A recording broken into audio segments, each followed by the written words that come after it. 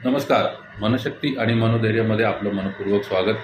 नेहमीप्रमाणेच आपण नवीन नवीन व्हिडिओच्या माध्यमातून लोकांना अवेअर करण्याचा प्रयत्न करत असतो. तसंच जनरली ट्रीटमेंट देत असताना पेशंटना आपण सोब्रायटीच्या विषयी वेगवेगळ्या प्रकारची माहिती देत असतो. सोब्रायटीचं महत्त्व काय, सोब्रायटी आपल्याला किती कशाप्रकारे मेंटेन ठेवता येईल याविषयी सुद्धा माहिती देत असतो. जनरली काय होतं की बऱ्याच लोकांना सोब्रायटीच्या संदर्भामध्ये या गोष्टी माहिती नसतात की त्याची ताकद काय आहे, सोब्रायटीची पॉवर काय आहे. बऱ्याचदा एखाद्या व्यसनातून किंवा एखाद्या मानसिक अवस्थेमधनं रिकवर होत असताना बऱ्याचदा आपण या गोष्टीचा विचार करतो की आपली सोब्रायटी मेंटेन राहिली पुढे तर त्याचा फायदा काय काय आहे किंवा त्याच्या गोष्टी काय काय आहेत. तर एक महत्त्वाच्या गोष्टी त्याच्याच सिरीजमध्ये ह्या सोब्रायटी च्या माध्यमातून आपण पॉवर ऑफ सोब्रायटीची एक नवीन सिरीज आपण सुरू करतो आहोत, जेणेकरून आपल्याला कल्पना येईल की कळत नकळत का होईना पण आपल्या आयुष्यामध्ये ज्या गोष्टी घडतात त्या गोष्टीतनं बाहेर पडत असताना त्या सगळ्या गोष्टी आपल्यावर किती प्रभाव पडतात किंवा काय गोष्टी होतात या सगळ्या गोष्टी करत असताना आपल्याला ह्या गोष्टीचा सेन्स येत नाही की आपण ते बाहेर पडत असताना आपण कशा प्रकारे बाहेर पडतो आणि त्या बाहेर पडत असताना आपल्याला ती सोब्रायटी कशा प्रकारे मदत करते. तर इन जनरली बघायला गेलं तर पॉवर ऑफ सोब्रायटीमध्ये एक महत्त्वाचा मुद्दा असतो की आपण बऱ्याचदा म्हणजे पूर्वीच्या काळी ज्यावेळेला आपण कुठल्याही विषयाशी डील करत असतो त्यावेळेला आपण पटकन रिॲक्शन देऊन जातो, पटकन रिॲक्ट होतो किंवा आपण ज्या गोष्टी ऐकतो ते रिप्लाय देण्यासाठी ऐकतो. पॉवर ऑफ सोब्रायटीमध्ये ज्यावेळेला आपण आपली सोब्रायटी मेंटेन करत असतो त्यावेळेला ही गोष्ट तर खूप महत्त्वाची आहे की आपण नुसतं ऐकत नाही तर त्यावर इव्हॅल्युएट करत असतो, सिच्युएशनला बघत असतो, त्या सिच्युएशनशी आपण डील करत असतो, त्या सिच्युएशनमधले कच्चे दुवे पक्के दुवे आपले बेनिफिट्स, आपला लॉस या सगळ्या गोष्टीचं इव्हॅल्युएशन आपण करत असतो. त्यामुळे ही ताकद आपल्याला आपल्या सोब्रायटीमुळे मिळते. कारण का जसं जसं तुम्ही पुढे जात जाता तसं तसं तुम्हाला ह्या गोष्टी कळत जातात की त्याच्या मागचं गणित काय आहे किंवा त्याच्या गोष्टीच्या गणित काय आहे किंवा त्याला या सगळ्या गोष्टीला पुढे गेल्यानंतर काय रूपांतर येऊ शकतो जर मी या गोष्टीवर रिॲक्ट झालो.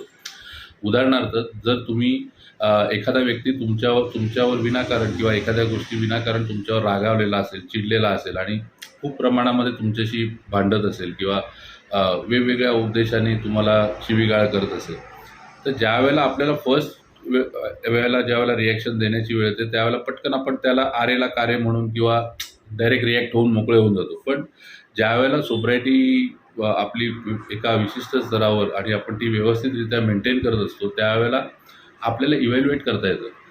आपल्याला इव्हॅल्युएट करता येतं की तो व्यक्ती असं का करतोय, त्याच्या भूमिकेमध्ये नेमका काय प्रॉब्लेम किंवा माझ्या भूमिकेमध्ये मी कसं वागायला पाहिजे.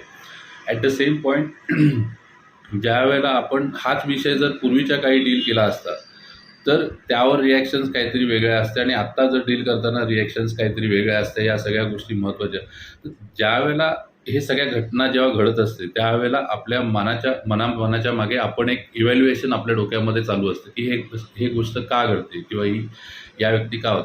तर ज्यावेळेला तो समोरचा व्यक्ती तुमच्यावर शिवीगाळ करत असतो, भांडत असतो, या सगळ्या गोष्टी करत असतो त्यावेळेला हा प्रॉब्लेम तुमचा नसतो, त्यावेळेला तो प्रॉब्लेम त्या व्यक्तीचा असतो.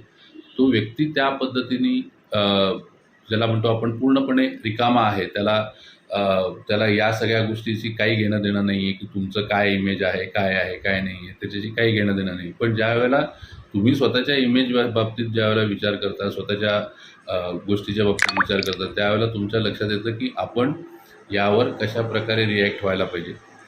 ज्यावेळेला हा पॉईंट तुमच्या लक्षात येईल त्यावेळेला तुम्ही रिॲक्ट होणंच बंद करा. कारण का प्रॉब्लेम ज्यावेळेला आपण इव्हॅल्युएट करत असतो त्यावेळेला लक्षात येतो की आपण त्या बाबतीत चुकलेलो नाही आहोत किंवा आपण त्या बाबतीमध्ये एका विशिष्ट भूमिकेमध्ये आपण आहोत. या भूमिकेत असताना आपण आपल्या भूमिका पूर्णपणे पार पाडलेल्या आहेत आणि या सगळ्या गोष्टी करत होतात त्यावेळेला आपल्याला ही गोष्टी लक्षात येते की काही ना काहीतरी प्रॉब्लेम असल्याशिवाय कुठलाही व्यक्ती असं वागत नाही. त्यामुळे हा प्रॉब्लेम त्याच्या अंगावर सोडून देणं जितकं चांगलं असतं. पण ही गोष्ट आपण जोपर्यंत सोब्रायटी मेंटेन करत नाही तोपर्यंत शक्य होत नाही. कारण का तुम्ही त्यावेळेला प्रत्येक गोष्ट जी ऐकता ती रिॲक्ट होण्यासाठी ऐकता. ज्यावेळेला आपण एखादी गोष्ट ऐकतो, त्यावर विचार करतो आणि मग रिॲक्शन देतो त्यावेळेला ते एक समर्पक उदाहरण असतं दोघांच्यासाठी, म्हणजे एकतर आपल्यासाठी सुद्धा. कारण का आपल्याला त्याच्या पुढे आपलं लाईफस्टाईल, आपल्या सगळ्या गोष्टी पूर्णपणे रेग्युलर पद्धतीने मेंटेन करायच्या असतात. त्यामुळे जेव्हा केव्हा तुमच्या पुढे हा विषय येईल त्यावेळेला तुम्ही आपल्या स्वतःला हा प्रश्न विचारा की आपण सोबर आहोत, आपण एक शांत व्यक्तिमत्व आहोत, आपण इतरांनी वागल्याप्रमाणे आपण वागलं तर आपल्यामध्ये आणि त्यांच्यामध्ये काही फरक राहणार नाही. त्यामुळे आपलं व्यक्तिमत्व हे नेहमीच चांगल्या दृष्टिकोनाने लोकांना समर्पक, लोकांचं हितचिंतक असण्याच्या पद्धतीनेच असायला पाहिजे. ज्यावेळेला ह्या सगळ्या गोष्टी लक्षात येतील त्यावेळेला ऑटोमॅटिकली आपण आपल्या सोब्रायटीचं महत्त्व किती आहे, काय आहे, हे सगळ्या गोष्टी लक्षात येतात आणि हळूहळू आपण त्या सोब्रायटीला प्रेम करायला लागतो. हळूहळू त्या सोब्रायटीमुळे आपलं जीवन कशाप्रकारे वेगळ्या दृष्टिकोनाने बघतंय, या सगळ्या गोष्टी व्हायला लागतात.